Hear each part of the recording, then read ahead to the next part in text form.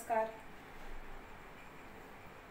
आज आपण बनवणार आहोत मावा केक। मावा केकसाठी सगळ्यात पहिले आपण 250 ग्रॅम हे आपण प्रीमिक्स घेणार आहोत, ज्याने आपला अर्धा किलोचा मावा केक हा तयार होणार आहे। त्याच्यानंतर हा आपण जवळजवळ 50 ग्रॅम मावा बनवलेला आहे। 1/3 कप हे आपलं ऑइल आहे, हाफ कप दूध आहे। दूध आपल्या गरजेनुसार टाकायचं आहे, कमी जास्त प्रमाणामध्ये। हे काही ड्रायफ्रुट्स आहेत जे आपण आतमध्ये टाकणार आहोत आणि काही आहेत जे गार्निशिंगला ठेवलेले आहेत। चला तर मग बघूया आपण आपला मावा केक। आता आपण सर्वप्रथम टाकणार आहोत ऑइल। हे ऑइल हे सनफ्लॉवर ऑइल आहे, याच्यामध्ये कोणताही स्मेल वगैरे काही नाही। त्याच्यानंतर आपण टाकणार आहोत हाफ कप मिल्क। हे आपण आपल्या ॲडजस्टमेंट प्रमाणे टाकायचं आहे।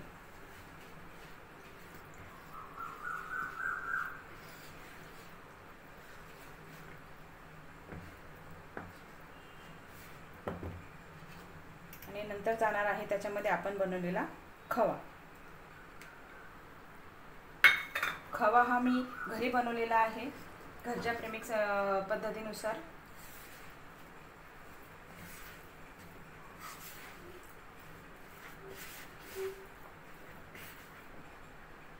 आपण अर्धा कप दूध वापरलं होतं, आता अजून त्याच्यामध्ये थोडंसं आपल्याला दूध वापरावं लागणार आहे।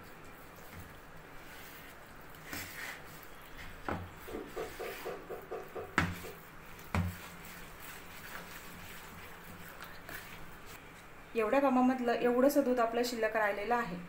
आता आपण त्याच्यामध्ये थोडासा मावा एसेन्स टाकूया, जस्ट 2 ते 3 ड्रॉप्स बस। आणि थोडेसे हे टुटी फ्रुटी आणि काही जे फ्लेक्स आहेत काजू आणि बदामचे ते टाकूया आतमध्ये आपण। कट अँड फोल्ड मेथडने आपण ते हलवून घेऊया।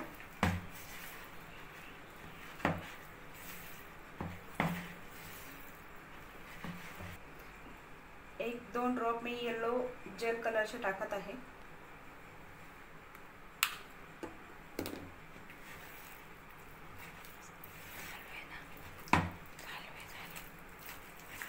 हे बॅटर थोडंसं आपल्याला घट्ट वाटत असेल तर थोडंसं आपण याच्यामध्ये दूध आपण टाकून घेऊया परत एकदा।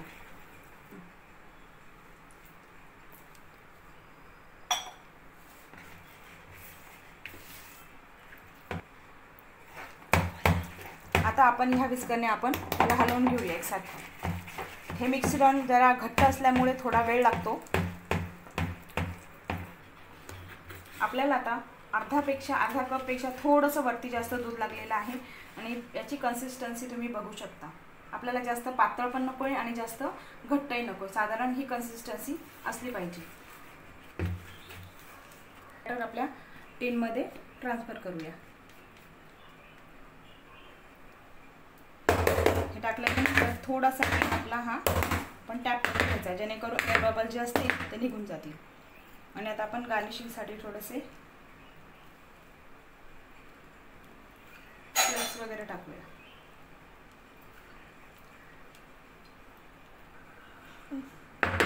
आता आपण हे प्रीहीट केलेल्या पातेल्यामध्ये ठेवूया।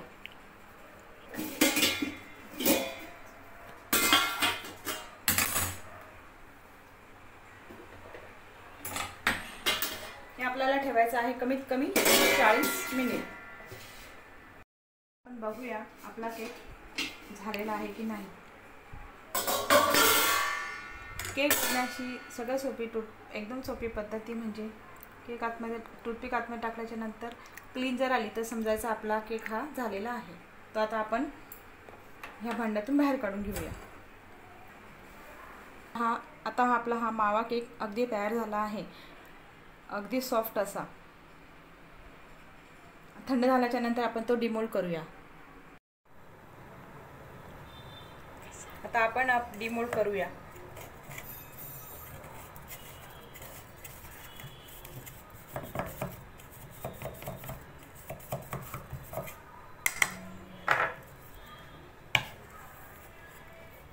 हे बघ,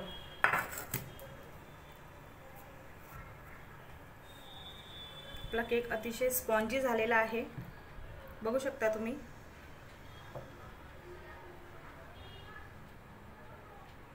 परफेक्ट असा हा झालेला आहे.